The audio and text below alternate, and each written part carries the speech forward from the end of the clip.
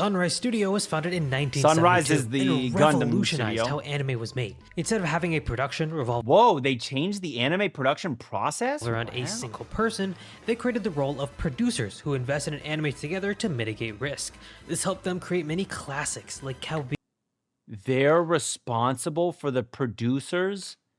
Are they responsible for production committees that fuck seasons, that fuck anime? Wow. Wow, dude. Wow. I didn't know Sunrise did Cowboy Bebop. Is it crazy that for some reason I thought Cowboy Bebop was done by Madhouse? Bebop, Pat Labor, Code Geass, and of course, the I've never heard of Pat Labor in my life. Gundam series. They've also formally been renamed to Bandai Namco Filmworks, but I'm gonna keep calling them Sunrise. Oh, shit! Wait, Sunrise is Bandai Namco?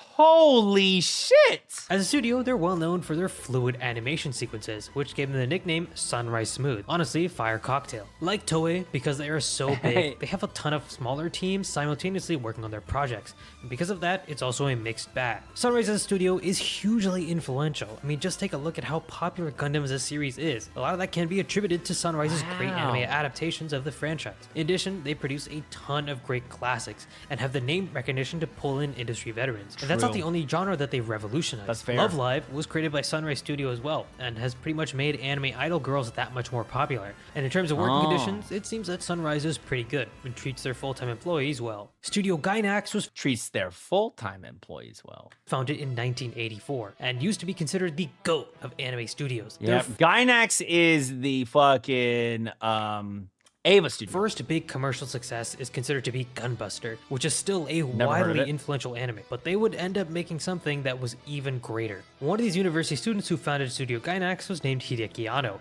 and he would head Neon Genesis Evangelion. This is one of the most influential anime of all time, and is widely considered to be the studio's I've never best seen and it, though. most popular work. And it allowed Never the seen studio it. to keep making great projects. Shows like Karekano, One day. Fooly Cooly, and Gurren Lagann are results of these, and arguably Love Gurren Lagann, absolutely amazing. Never seen Fooly Cooly. some of the best anime to ever be created. Or this thing, the in His my and opinion. Her The reason Circumstances. Gainax shows are so good is because they're so creative. And a part of this idea is something called the Gainax ending, where a Gainax show will end kind of unexpectedly or weirdly. Either this is done out of an artistic or creative decision, or sometimes it's just done to meet deadlines. But the Gainax ending is no Yeah. The one thing I know about Evangelion, this is the one thing I know about Evangelion is the fucking everyone's clapping at the end. Oh, and the opening now, after seeing a million times, seeing this opening all over the place. But unfortunately, Gainax didn't last forever. Studio Trigger was founded by former Gainax staff members Hiroko Imashi and Masaki Otsuka in 2011, and it definitely feels like it's carried on that creative spirit that Gainax had. They immediately came out swinging with series like Kill la Kill and Kill la movies Kill. like Little Witch I know Academia. that. Gurren Lagann, one of Gainax's later I've works, heard of Love definitely Witch. served as the core What's it called? Little Witch Academia. Yeah. inspiration for a lot of Trigger's early works. Trigger is also known for their crazy plot lines and fluid visuals, both of which complement each other perfectly. Their storytelling is often chaotic and comedic at the same time, which helps their exaggerated animations sell that much more. If you want a good example of some of their recent works, Cyberpunk Edgerunners was absolutely amazing, and Dungeon Meshi is looking to be a more grounded but I still love action-packed Dungeon Trigger Meshi. show. Mappa is one of the most well-known animation studios today for their amazing work on we shows know like Mappa. Jujutsu Kaisen. They just talked They were about founded in 2011 Mappa. by seasoned anime producer Masayo Maruyama after he left Madhouse. Due to his connections, Mappa was immediately interconnected with the anime industry.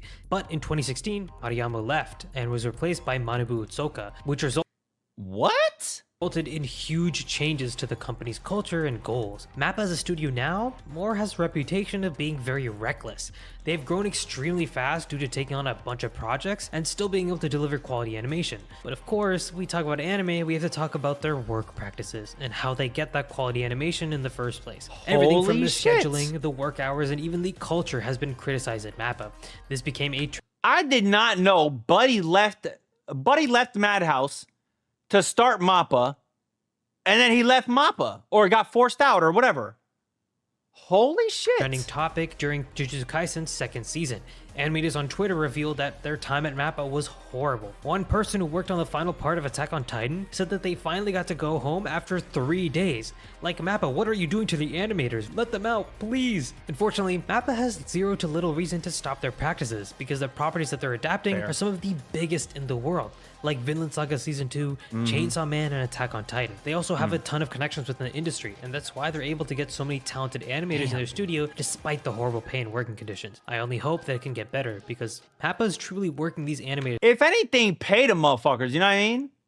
If you're gonna work them crazy hours, pay them. Into the ground. Kyoto Animations, also known as KyoAni, is very different from MAPPA, and it's considered to be the gold standard of workplace culture for anime studios. Founded in the city of Kyoto in 1985, the married couple Yoko and Hideki Hata have, in my research, always fostered a great work culture. And unlike other studios, KyoAni employees are salaried and not freelancers. In addition, they even have training programs for young animators to work underneath supervisors and learn throughout their career. You might be surprised to hear that most animators aren't even technically full-time employees, but yeah, that is the industry standard. But KyoAni is very different. They have full-time employees that even get benefits like maternity leave, which is insanely good and almost unheard of in the anime industry. Now, why are they able to afford all of this? Well, usually anime studios make very little money, even if their anime does really well. The reason for this is that anime studios don't really fund anime themselves. Production committees do. Depending on the studio and the amount of producers involved, the amount of money that the studio actually sees KyoAni produces their own shit? Anime can be pretty variable.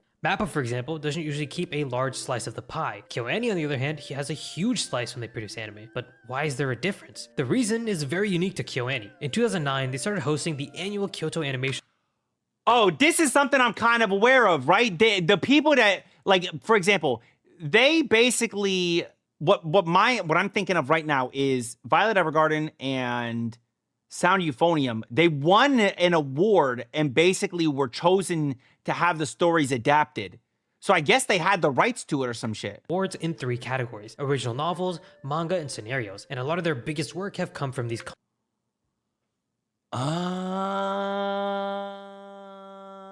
contests. The most notable ones being Chunibyo or Violet Evergarden. Chunibyo is from this shit too?